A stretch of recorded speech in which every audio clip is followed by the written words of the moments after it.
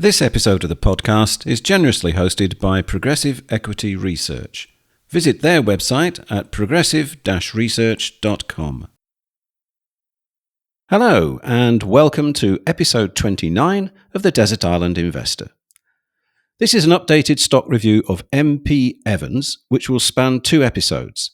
In this first episode, I'll be asking Mark about his holding and how it's performing. Plus, we'll be taking a closer look at the ethical standing of palm oil as an investment opportunity. Episode 2, which should be published shortly, will focus on Mark's recent visit to one of the plantations owned by MPE on Bangka Island in Indonesia. In that podcast, he'll be talking about his experience of seeing firsthand how this particular producer earned their RSPO Sustainable Palm Oil Badge of Approval. So, good afternoon, Mark. Oh, it's actually good evening here, Paul. I'm still in Indonesia. We made a podcast about you adding this stock to your portfolio a while ago, and I will add a link to that episode in the notes. So, have you done anything with the investment since then? I added in September 2023 at £7.40, in July 2024 at £8.55, in September £8.37, and lastly, on Christmas Eve, on the announcement of an extended share buyback, as the board considered that the business was currently undervalued, something I agreed with, I added again at £9.48. So it now stands at number 4 in the portfolio out of 32 holdings. Okay, as usual, can we have the base numbers, please? Right, it has a market capitalisation of 542 million. It's a PE of 13, a yield of 4.3, and that is based on the current share price of £10.35.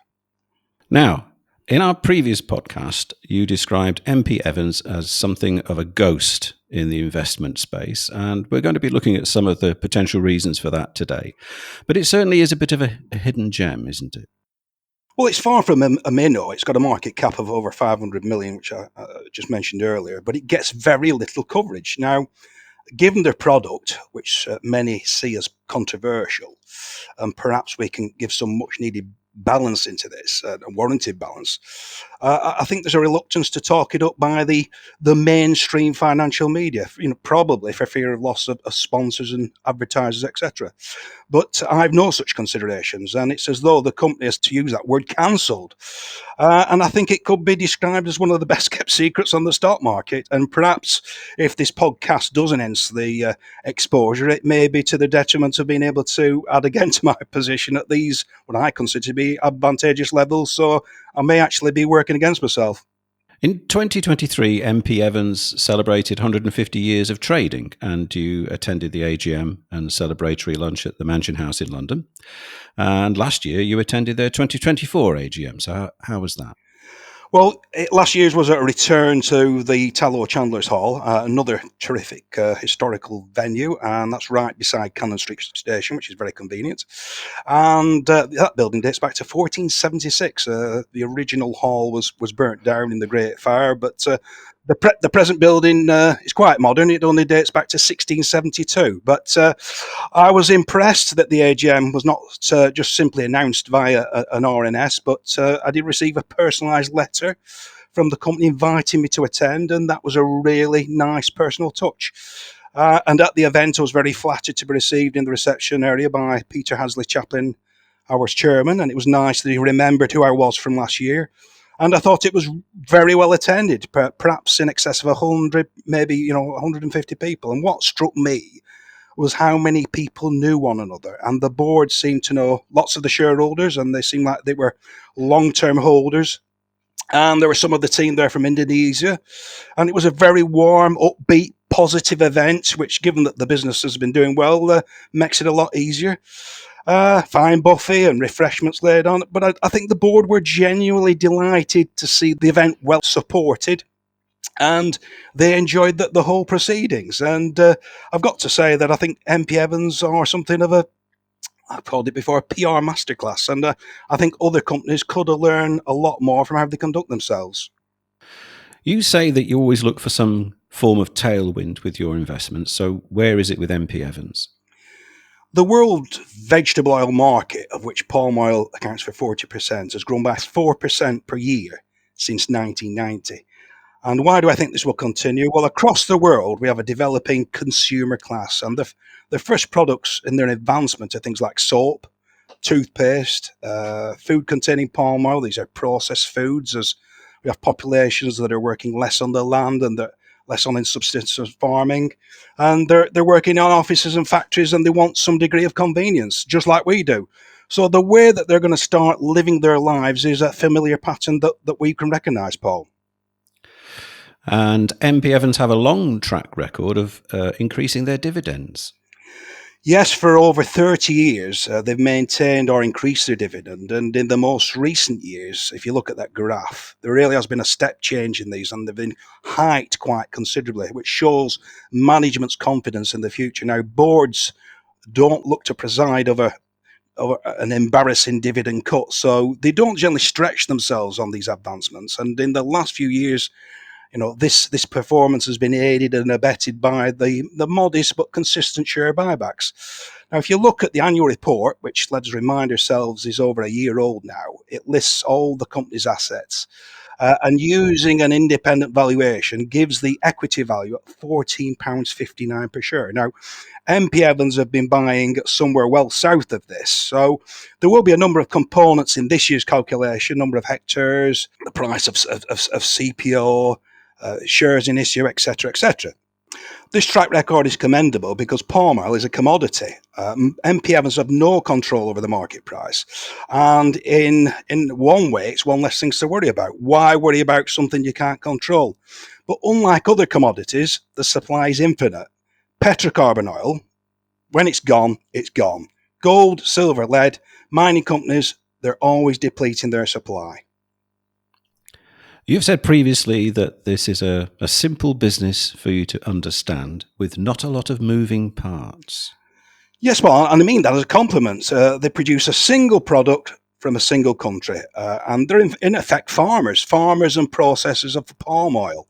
And it's a process that repeats, and there aren't many RNSs that require deep analysis, so those that arise I can focus on. Right, well, that's the current situation. Let's look at the prospects. One good bit of news is that the vast majority of MP Evans' staff are actually based in Indonesia. Yes, following the last budget and the increased costs on having UK employees, with the increase in employer national insurance contributions and the minimum wage, which will impact differentials, I'm increasingly apportioning capital to businesses with higher margins that are employee light, and that either have a high revenue per employee or low UK employee ratio, just like MP Evans. And I think MP Evans only have 7 UK staff, and at the AGM they actually closed the office, so they could probably hold the office Christmas party in a phone box. Okay, earlier you mentioned share buybacks as being the motivation for you to add to your holding. So for the benefit of those who are unfamiliar with this, what exactly has MP Evans done, and why is it good? Well, firstly, they hope that the shares that they're being bought back are below their intrinsic value, and as these are cancelled, this results in fewer shares being in circulation, and therefore each share is entitled to a greater percentage share of the earnings and any dividends. On the 23rd of August 2024, it was announced that MP Evans's largest shareholder had increased their holding from 23.25% to 24%. What's the significance of this? Well, the shareholder in question is Kuala Lumpur Kepong Berhad, known as KLK. That's a bit simpler. Now, they too are in the palm oil market. So, firstly, one thing I've learned during the trip was that the notification was not down to purchasing any additional shares, but it was a result of those progressive buybacks that I mentioned that have pushed this increase through a percentile holding up to 24%. And according to their 2023 annual report, KLK have 300,000 planted acres, of which 97% is palm and 3% is rubber. Now, MP Evans have approximately 65,000 hectares. So in revenue terms, I'll put this in sterling, KLK are 4.2 billion sterling and MP Evans are 242 million. So there's a significant difference in scale. Now, back in 2016, KLK tabled a bid and offered £6.40 per share. Now, that was a 51% premium to the closing price the previous day. Now, this was not an insignificant premium, and lots of businesses are taken out for far less than this. And MP Evans rejected this offer. Then KLK came back with a second bite of the cherry, this time at £7.40, and that was a juicy 74% premium on the previous closing price. Now, 74% champagne all round, surely. And the offer lapsed after just 13.2% accepted the offer. Now, this was way before my involvement, but I would suspect that a lot of this was down to that shareholder loyalty. And if we rewind to what I was talking about earlier on, and that engagement between the board and the shareholders, and that build-up of goodwill, then it looks like the shareholders certainly did stick with the team that they knew. So, in addition, KLK are represented on the board by Li Wan Zhang since February 2023. So they have a very close tie-up with this business, and they should have good visibility of how it's performing. Now, I'm not salivating, hoping for a bid poll. I don't want my good companies taken over. And I recently received an email congratulating me on the agreed takeover of Alliance Pharma at that, and then I must be really pleased. Well, on the contrary, I was rather crestfallen, as this was a stock I was looking to flesh out. And rather than a short-term premium, I'm prepared to wait and watch the company get there under its own steam. And you could say, well, just take the money and put it into another company. And that sounds really simple, but in my experience, there are not that many really good companies that meet my criteria, and finding them is not easy. So once I've found one, I like to stick with it. And after all that research I've put in, I've got to find another one. All that research is lost, and I've got to start from scratch somewhere else. MP Evans have made some acquisitions too, I believe. Yes, first, since I first invested, they announced on the 6th of March 2023 the acquisition of, I've got this right, PT Tiangalan Raya and PT Dharma Agung for $14.3 million. And between them, the plantations owned 2,100 hectares. So the purchase price was equivalent to $6,800 per hectare. And following the acquisition, the group will have an expanded plantation area of 4,800 hectares at or around the Singpang Kiri estate. And that gives them the potential to build its own palm oil mill at that estate. Now, being able to build that palm oil mill is quite significant, isn't it? Yes, if one is developed, the group would reach a position of processing 100% of its own crop, as well as further increasing its sustainable palm oil production. Having its own mill, it aids the certification process, as the certification is based upon the mills and not the plantations, and it also helps the returns from the crop. Using their own mills, MP Evans enjoy the full benefits of the produce, whereas by sending it to a third party, they forfeit by up to as much as I think it's 17% by my calculations. So the more they do in-house gives them more control. And there were two further acquisitions? Yes, on the 7th of September 2023, they acquired PT Agro Bumi Kaltim and PT Nusantara Agro Sentosa. And they're in East Kalimantan. That was for $59.4 million. And those plantations were also located close to existing operations. Between them, they are 8,350 hectares. That's 6,664 hectares under direct ownership, and 1,686 hectares managed on behalf of associated smallholder cooperatives. Now, this results in an $8,900 per hectare equation, dollars per hectare, and there was also a $4.3 billion on completion for working capital. So that estate was planted between 90% was planted between 2017 and 2019. And then on the 3rd of June 2024, MP Evans bought out a minority partner who had an interest in 70% of the group's own planted hectarage. And that was at a price of $14 million. And in effect, it increased the group's hectarage by a further 1,700 hectares, and that was results in a price of $9,000 per hectare. And following this, the only estate with a minority partner is on Banker, which I visited, and that's a minority interest of 10%. So the pattern, Paul, is targeted acquisitions, very much targeted at an attractive price with assets that the company can further enhance. And they got close to its existing assets where milling can be done in-house, and work can be done to build their own milling capacity where it's more cost effective. Right. So, pretty good forecast for the business. Now, the second part of this particular podcast, we said we were going to look at the pros and cons of palm oil. We're going to do this because it can be a bit of a barrier to investment, the attitudes that are taken about palm oil. So we're going to have a bit of a drill down. So let's cover the good points first. I mean, we did go over the benefits of palm oil itself in our previous podcast, but as a quick recap, what makes it so special and why is it so attractive as an investment opportunity? Well, it's incredibly versatile, and it's got many different properties and functions, and it's so widely used. It's semi-solid at room temperature, so it's good for spreads and makes spreads spreadable. It's resistant to oxidization, so products have a longer shelf life. It's stable at high temperatures, so it helps to give fried products a crispy and crunchy texture.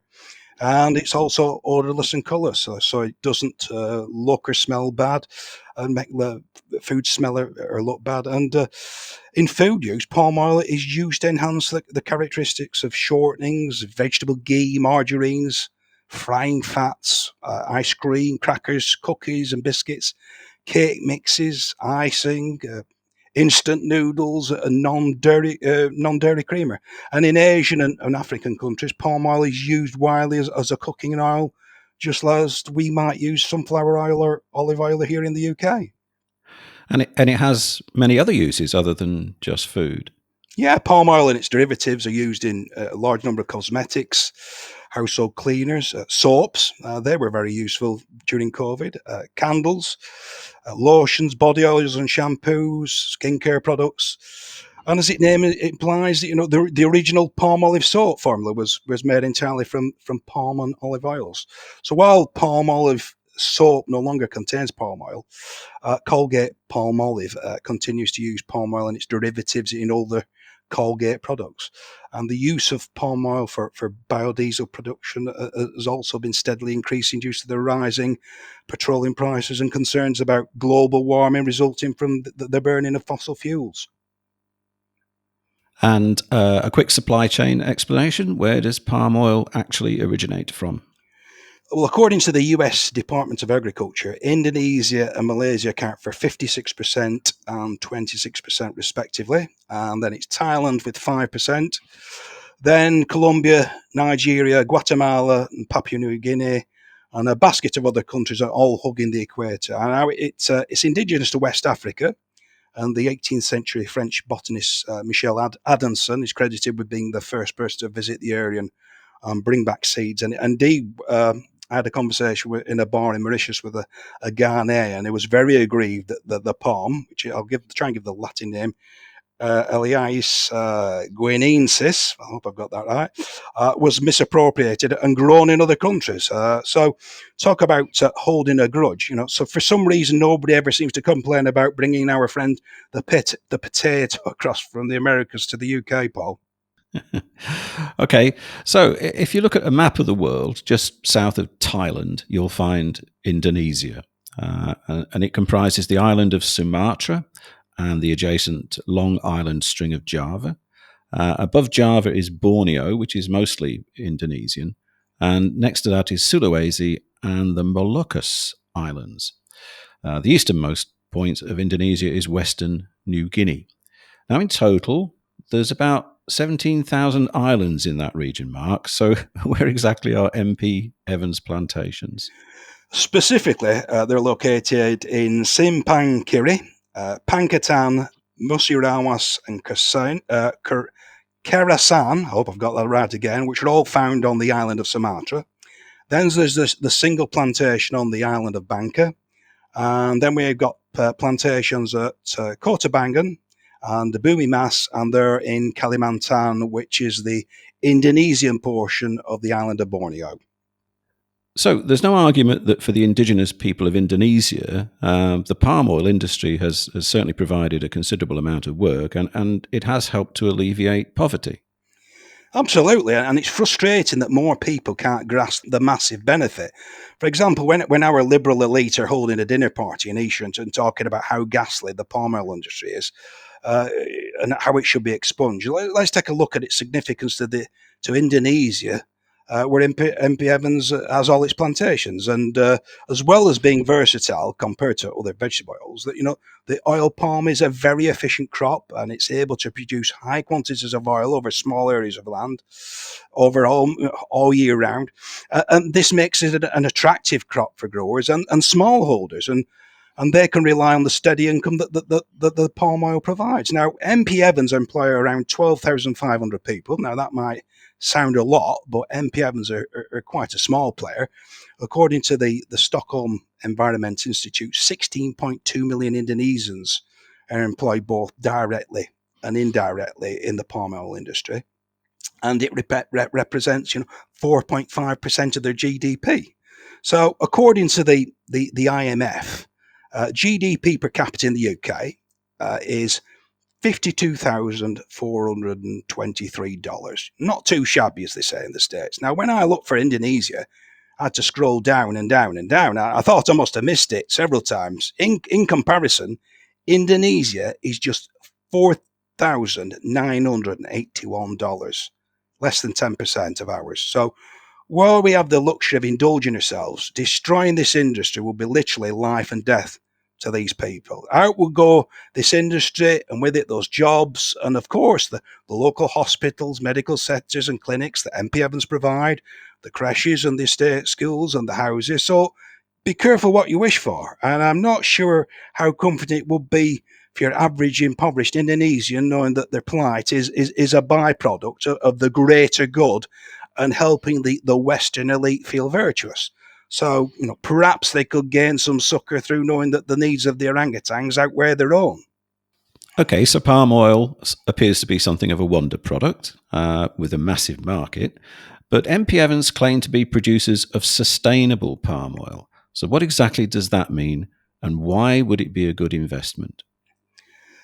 Sustainability is really a commercial objective. A sustainable product is one that a manufacturer or producer can keep making for a very long time. And this is good for investors because it protects your long-term investment. Now, the basic criteria for sustainability are firstly ensuring that the product does not rely on the consumption of finite resources, because running out of those resources would obviously put the business at risk. Now, secondly, the producer must mitigate any negative environmental and social impacts caused by its activities. And a very short list of considerations will be preventing noise, soil, air, and water pollution, minimising greenfield development to preserve natural habitats, and ensuring that land and property acquisitions do not inconvenience local people or put neighbouring businesses out of business.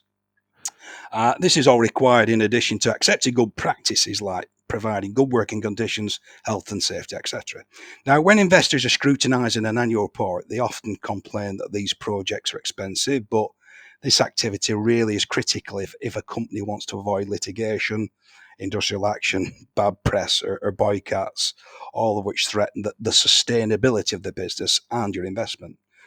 So companies that are able to demonstrate their success in these endeavours get to put the sustainable badge on their products. Now, palm oil can be produced more sustainably, and the Round Table of Sustainable Palm Oil, or the RSPO, is the organisation making this happen. Now, the RSPO website does a great job of describing what they do, so I'm sure you won't mind if I quote them. The Roundtable on Sustainable Palm Oil was formed in 2004 in response to increasing concerns about the impacts that palm oil was having on the environment and on society. The RSPO has production standards for growers that set best practices for producing and sourcing palm oil, and it has buy-in of most of the global industry. The RSPO encouraged companies to set robust policies to remove deforestation, conversion of other natural ecosystems such as peatlands, and human rights abuses from the supply chains, buy and use RSPO certified palm oil across their operations globally, be transparent in their use and sourcing of palm oil, ensure they know who they are buying from and where it's being produced. It is important that the palm oil industry continues to invest and grow support for smallholder programs and sustainable landscape initiatives. The WWF is also working with governments in both palm oil using and palm oil producing countries to make sure that national laws are in place to ensure that any palm oil traded is free of deforestation, conversion, and exploitation. Okay, Mark. So, that being the case and that being the rules, what has MP Evans done to gain the accolade of RSPO membership? Well, for that, Paul, to find out that, our listeners will need to tune in to part 2 of this special podcast, where I'll be explaining what happened on my visit to MP Evans plantations on Bangka Island in Indonesia. And to make sure that you don't miss it, please do subscribe. It is free, and you'll get a notification when it's released. Right. Yep. Good advice. Please do press that subscribe button if you're on YouTube in particular, and follow us if you're listening on another podcast platform. So, pressing on, then, which well-known consumer brands utilize palm oil and sustainable palm oil?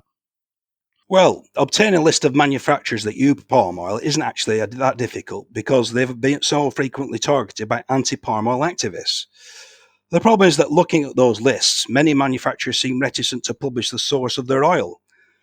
I suspect this is because they feel that they are treading on eggshells even owning up to using it. As a result, the lists that you'll find online seldom identify which manufacturers use 100% sustainable palm oil certified by the RSPO. That means that they're all given the guilty until proven innocent treatment by activists. Now, if you went into a greengrocer and saw that their display of apples contained some good apples and some bad apples, you wouldn't tell your friends that all the apples from the greengrocer are bad. But dispelling that notion that all palm oil is bad is something of a challenge for the industry. The RSPO is working hard to encourage transparency from manufacturers, which will build consumer confidence, but even the RSPO itself sometimes gets a beating. Activists claim that their audit procedure is inadequate, so that procedure is on my agenda for discussion when I visit MP Evans' plantation in Bangka Island. Stay tuned to find out what they say about it. Right. So, on to the bad points, or at least the things about palm oil that many people perceive to be bad. Now, these are the barriers to investment, which is why we've included them in this podcast about investing. And I'm sure that some of our listeners may have heard about these issues when they're considering investing in companies like MP Evans. So we'll start with low public opinion about palm oil. Now, I know that you wanted to gauge the strength of feeling within your own circle of friends and acquaintances about this, so I believe you conducted your own survey. I was intrigued as to try and gauge what people actually think about palm oil, what misinformation there is out there, and how important this issue is to real people that I know. So what was the format? Well, for simplicity of calculation and in order to cast a decent net, I decided to ask 100 people. A bit like Les Dennis on Family Fortunes. Just like Les Dennis on Family Fortunes, Paul. So this was no Maury or Gallup poll, and I'm sure it seems like a narrow sample. But for what I wanted, 100 people would suffice. Now, I did not email people. I did not want people to search the internet and educate themselves. I wanted an instinctive answer. And typically, I'd be in a conversation with somebody and then I'd ask them, if I said palm oil, what would you say? And I did not reveal my agenda for fear of influencing them. And I tried to ask a wide range of people. Ages range from teenagers to my 85-year-old mum. And I asked people of either sex and several ethnicities, and occupations range from manual workers through to top-end professionals. Okay, then can you share some of the results? Well, I'll post the full results in the podcast notes, but these are the most significant. Out of the 100 people that I talked to, 34 of them admitted that they'd no knowledge whatsoever about palm oil, or they indicated that they'd no knowledge about palm oil by making a random guess about it. And 3 people actually guessed that it came from coconuts. So for 34% of the sample, which was the largest group, palm oil wasn't even on their radar. So they obviously had more consuming interests and worries. Now, the next largest group of 31 people they mentioned specific products that they knew contained palm oil, but they expressed no positive or negative opinion about it, just that it was an ingredient. But 17 people thought it was bad somehow, either for the environment or for your health, but they didn't really know why. They just had this thought that in some for some reason palm oil was bad.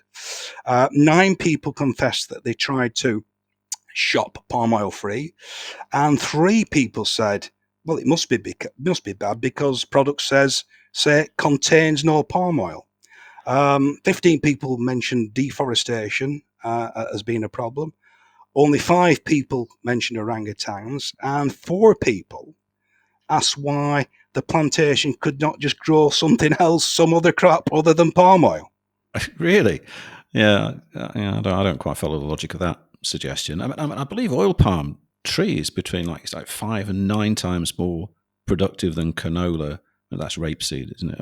Or sunflowers, peanuts, or soybeans. So you'd certainly need to cut down considerably more rainforest if you decided to plant another type of oil-producing crop. Yeah, I think these people just wanted to get rid of palm and plant turnips or something like that. But palm oil is an incredibly efficient crop, and it produces more oil per land than any other equivalent vegetable oil crop. Now, globally, palm oil supplies 40% of the world's vegetable oil, and that demands just under 6% of land use of all the vegetable oils. So to get that same amount of alternative oils from things like soybean, coconut, or sunflower oil, you need anything between 4 and 10 times more land, and that would shift the problem to other parts of the world and threaten other habitats, species, and communities. And furthermore, there are millions of smallholder farmers who depend on producing palm oil for their livelihoods. Boycotting palm oil is not the answer. Instead, we need to demand more action to tackle the issues and go further and faster. So did anyone have anything good to say? I must say that there were very few explicitly positive comments. A chef friend of mine was aware of the cooking benefits, and another friend, Michael Malloy of Mill Hill Heavy Engineering, he produces kit for the mills, and he sets a very exacting specification for squeezing as much oil out of the palm as they can. But only one person from the survey actually mentioned sustainable or SPO palm oil when shopping. So there's clearly not a wide awareness or differentiation between palm oil and sustainable palm oil. Now, interestingly, 3 people did say, without any prompting from me, that they thought public opinion about palm oil was being manipulated by activists and the media. And the daughter of one woman said she was taught in school that the palm oil was bad because of the orangutan issue. Now, I was interested in that comment and was surprised to the extent that a teacher may be able to express their personal opinions and preference onto their pupils. Any thoughts, Paul? Well, I think highlighting any injustice for animals is a pretty reliable way to align children to your social or political views, because children love animals. Sadly, I doubt that the teacher told their pupils to do their own research to find out if what they've been told is still valid and not based on some historical event that may have been mitigated. Well, the schoolgirl's response was a little disappointing, but perhaps the most confident claim was made by one person from my survey who said everyone wants it banned. Now, this really struck in my thoughts due to the woman's unrestrained, zealous opinions on the subject, and According to her, the Indonesian government, which apparently was run by the Sultan of Brunei, was corrupt. The palm oil industry was driven by capitalism, and that people only used palm oil because it was the cheapest. So she said that she expected I was surprised at what a command she had on the subject, and was proud of her, the socialist she was. Now, as we were chatting and she was pruning her roses, I did think that without capitalism, instead of pruning, she would be in some dystopian world where everyone was scrambling about and physically fighting for what few resources there were. Right. Well, palm oil also gets some stick from environmental groups.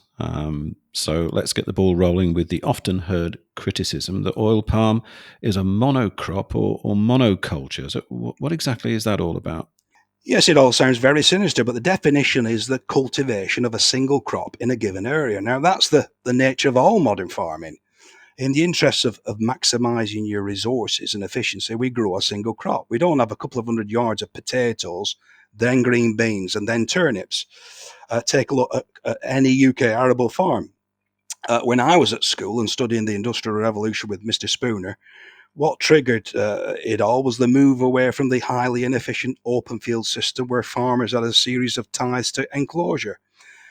This led to a great increase in production, a reduction in the number of people reliant on subsistence farming, and freed up a large proportion of the workforce to enter the developing industries that were springing up. Now, without monoculture, your production would nosedive.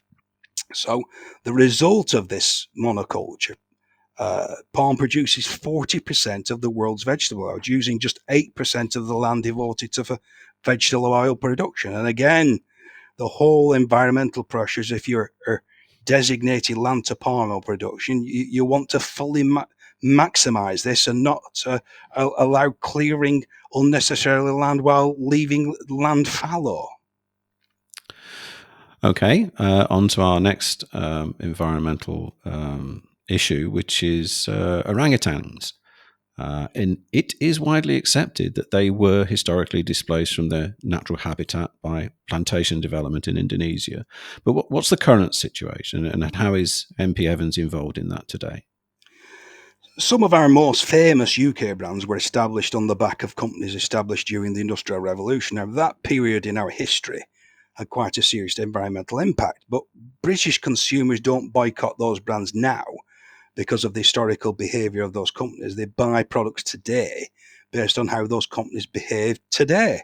The RSPO certified plantations that produce sustainable palm oil do not cut down rainforests or acquire greenfield land that displaces wildlife today. I think that is a metric that should override any negative preconceptions about palm oil and make boycotts inappropriate. But don't take my word for it.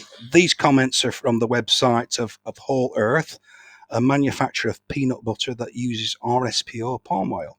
And this is from Helen Buckland, Director of Sumatran Orangutan Society. She says, having worked on orangutan conservation for 15 years, if there's one thing I want people to know, it's that boycotting palm oil will not help orangutans or their precious rainforest homes. Alongside so many conservation organisations, SOS supports sustainable deforestation-free palm oil. Whole Earth have done their homework and made the forest-friendly choice to use certified sustainable palm oil. And then there's a statement from Catherine Barton, who's the Field Conservation Manager at Chester Zoo. At Chester Zoo, we passionately believe that we can all do something to protect and improve habitats for wildlife all over the world in our mission to prevent extinction. If you really want to help, buy products that use only sustainable palm oil. And from Dr. Paolo Den Hartog, who's the palm oil sector lead at Rainforest Alliance. Sustainability is a journey that requires continued commitment and focus. Boycotting palm oil hampers the progress of sustainability in the sector and could leave millions of small farmers without a livelihood, putting even greater pressure on land use. By working with key stakeholders to promote the responsible production of palm oil, we can help drive change towards a more sustainable palm oil sector. Now, those people know more about orangutans than you or I, Paul. Now, another frustration is that although Indonesia is a key supplier, palm oil is sourced from other countries. And the assumption by the consumer seems to be that all these are guilty of displacing orangutans, even though there are no orangutans in these countries. So I'm sure that if I started growing oil palm trees in my greenhouse in Darwin, I would soon have orangutan protesters on my case. So, joking aside, there is a need to acknowledge progress in this industry, just like we acknowledge progress in any others. Right, so on to our next issue, which is the deforestation issue, or overdevelopment. Now, the historical replacement of forest with agriculture is touted as a justification for boycotting palm oil. But I doubt that the significance of forests as carbon sinks was common knowledge when those plantations were being developed. So, like it or not, at that time in history, this scale of agricultural development was generally perceived to be a good thing, Mark. Yes, the climate in this part of the world is ideal for many types of crop, but to cultivate it, forest land inevitably needed to be replaced with farms and plantations. A lot of that early deforestation was nothing to do with palm oil. For example, the MP Evans plantations in Khorasan and Pangatan were originally rubber plantations. They were converted to grow oil palms because creating palm oil provided a better income for both the plantation owner and the local workforce. This illustrates the problem that I know you often harp on to, Paul, about too many people base their disapproval on things on outdated or inaccurate information. If deforestation bugs you that much, you should really stop using things made of rubber. Good luck with that, because natural rubber is in thousands of products. There are many other items of day-to-day consumption for which some deforestation was required, such as beef farming, coffee, cocoa, soybeans. At the end of the day, these industries are what keep the people of Indonesia in gainful employment. Yes, I think if you gave anyone the choice of dying of starvation looking at a massive rainforest or having a job on a plantation that kept you and your family alive, they would choose the latter option. Overdevelopment can be an issue, whereas industries are geographically concentrated, but only Malaysia and Indonesia bear the burden of supplying the vast majority of palm oil to the global market, whereas corn, wheat, and rice are grown in 5 or 6 different countries. The key point is that RSPO members no longer cut down rainforest or expand their plantations into greenfield areas, so the deforestation argument really is a little lame. Okay, let's talk a bit about another problem, which is product labeling inconsistencies, in specific with peanut butter. Yes, of the many products that contain palm oil, peanut butter seems to be the whipping boy for some reason, and the haters do seem to hate it. If you look on the labels in a UK supermarket, some peanut butter contains no palm oil, some contains palm oil of an unspecified status, and some contains RSPO certified sustainable palm oil. Now, you brought to my attention that there's even a product called Peanut butter for dogs, which thankfully does have the RSPO sustainable palm oil badge on the jar. Now, ensuring that shoppers can differentiate between ordinary palm oil and sustainable palm oil is a vital task for RSPO members to elevate their ethical standing with consumers. But it's hard to know what's in the jar if all it says is contains palm oil. Yeah, absolutely. I mean, that badge is really important. And I think peanut butter manufacturers may need to twist the arm of their packaging designer to ensure that it stands out. I mean, when the words contains palm oil are buried in the small print on the back of the jar, it just looks like a warning. And even if the words contains sustainable palm oil are there, even that looks like a warning of some sort. There are also sometimes some inconsistencies in the labelling. For example, Whole Earth Foods, who are part of the KP Snacks and clearly fans of palm oil, but sometimes they're not. In the UK jars of their peanut butter, they proudly display the RSPO badge. Now, on their website, they talk about how palm oil provides jobs in Southeast Asia, lifting rural populations out of poverty and supporting the livelihoods of over 50 million Indonesians, etc. So they seem to be altruistically fighting the case for Indonesia and Malaysia, even though they need not actually do so because they source their palm oil from Colombia. So, in light of this rigorous defence of sustainable palm oil, imagine my surprise when I visited the London Way supermarket in Black River in Mauritius and found that in that retailer, Whole Earth Peanut Butter has a label saying without added sugars, without palm oil. Now, the label was in French because French and English are spoken in Mauritius. So, after all that trumpeting of palm oil, Whole Earth seemed to be sending a very different message, at least to their French market. And there is also none of that pro palm oil information on their French website. It is a case of bowing to the eco narrative because there's an absence of people like me championing it, or are the French just more anti palm oil? What's going on, Paul? I've no idea what the French are thinking, to be honest with you, most of the time. But it is obvious that some manufacturers make discrete decisions about whether or not to use palm oil in their products. On the other hand, some retailers seem to be more than happy to exploit the negative perception of palm oil to reel in the green consumer. And perhaps the most notable example was on the 10th of April 2018, when frozen food giant Iceland announced that it would be removing palm oil from all of its own brand foods by the end of 2018. So that was quite an ambitious project, Mark. How did they get on? Well, that was a proud boast, and it's still on their website. Now, Iceland are the ninth largest supermarket with just 2.2% of the market. So perhaps this is something that they'd hope would catch the eye and set them apart from the competition. Now, as part of its stand against the product, Iceland launched a TV advert made with Greenpeace, but it was pulled after it was deemed too political. Now, according to an article 9 months later on the BBC website on the 19th of January 2019, in order to meet the deadline, Iceland removed the Iceland brand name from 17 products rather than remove the palm oil to meet its target. So they continued to sell the products containing palm oil, but they were no longer an own brand product. Cute. Fast forward to a Guardian article from the 28th of March 2022, and the headline reads, Iceland reverts to palm oil with regret as Ukraine war hits food prices.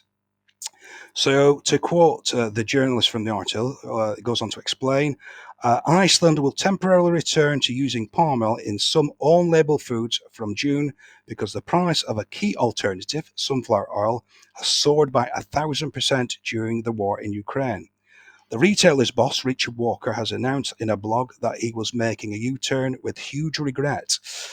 The only alternative to using palm oil under the current circumstances would simply be to clear out our freezers and shelves of a wide range of staples, including frozen chips and other potato products, he said. The Black Sea region, led by Ukraine and Russia, accounts for 80% of supplies of sunflower oil, according to analysts of the UK's Agriculture and Horticulture Development Board, and supplies have been interrupted by the war. Walker said the company would use sustainable palm oil as a last resort and as a strictly temporary measure in a limited range of products, with all packs clearly showing the ingredient if used. In some products, palm oil can be substituted for rapeseed oil. I haven't changed my mind about palm oil, which is why this is strictly a temporary move, and on one that I would not countenance at all if I could see any viable alternative. Walker said this is a serious emergency and one that requires tough choices and compromises if we are to achieve our prime objective of continuing to feed the nation and of delivering affordable food to those on tight budgets who will inevitably be the worst affected by the unprecedented pressures now building up in our supply chains. Iceland's move, first reported by the grocer, comes as farmers and retailers have called for urgent government action to prevent soaring food prices and potential shortages in the UK as the war in Ukraine threatens grain and oilseed harvests, energy costs, and the production of fertilizer. Russia and Ukraine are major wheat producers and also account for about 45% of rapeseed, which is imported to the UK to make cooking oil, and more than a fifth of maize imports, which are used for animal feed and biofuels. End quote. As Donald Trump said, complicated business. Not easy, is it, Paul? It's surprising how you have to swallow your high morals and values, and I'm not sure if nearly 3 years on we're still in this temporary move. You're the marketing man, Paul. Any thoughts? Yes, temporary move sounds like an excellent statement to make. There's no definite time of temporary, is there? So, I think if you were going to make bold claims like Iceland did, you really need to do a thorough risk analysis before shouting about it. What this incident did do is it highlights the fact that the EU has its own vegetable oil industry, and they're going to be very keen to protect it. So I'm sure they're aware of how good palm oil is, but because it's sourced from outside of Europe, it will never be in their interests to say anything particularly good about it. Right, so we are now probably at the risk of sending people off to sleep if they haven't dropped off already. So what are your conclusions, Mark? As I look at the MP Evans business model, everything looks like it's become a tighter model and a more, if I can use that word, condensed. One, there's a long-term tailwind of demand for palm oil being led by human development and demographic change. Two, they're buying further hectares at what appear to be attractive rates, and these assets lend scope to be further fleshed out with untapped potential. They're not forced scattergun purchases, but ones that are near existing operations and offer economies of scale. Three, although our milling capacity is very high at 95.7% based on CPO and 95.9% for kernels, bringing in that last few percent in-house still turns the dial. And four, those share buybacks at what look like attractive levels further tighten up the return. So all these things are having a magnifying effect on one another. So yes, all in all, I'm very happy to have MP Evans in my portfolio, and I'm optimistic for the future. And virtually all industries have some negative environmental impact or social impact as part of their legacies. But when those industries improve, consumers generally reward them. And I just think that RSPO certified palm oil producers should be given the same consideration, Paul. Any last thoughts? Yes, this has certainly been a good example of why investors should periodically update their knowledge about products to determine if a pervasive negative opinion about them is still justified. Things can and do change for the better.